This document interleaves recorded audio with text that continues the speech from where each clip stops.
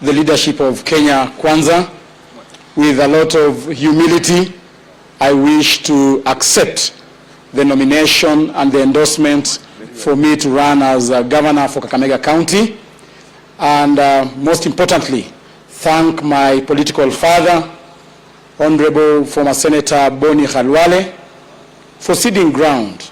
And he has not done so because I am a better leader than him. No, he has done so because of the sacrifice and the bigger picture Kenya Kwanza is looking at in the near future. I also want to commit myself.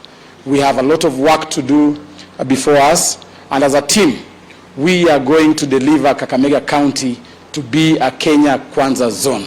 So to our opponents, brace yourself for a fierce fight, because a combination of Malala and Khalwale, I think you know the results. So I want to take this opportunity to thank the leadership of Kenya Kwanza, led by His Excellency William Ruto, my party leader Musalia Mudavadi, who has been my first hand supporter, and my good friend and my father, Honorable Wetangula, for breaching this agreement, and we want to assure you that we are going to deliver Kakamega to Kenya Kwanza. Thank you, and may God bless you.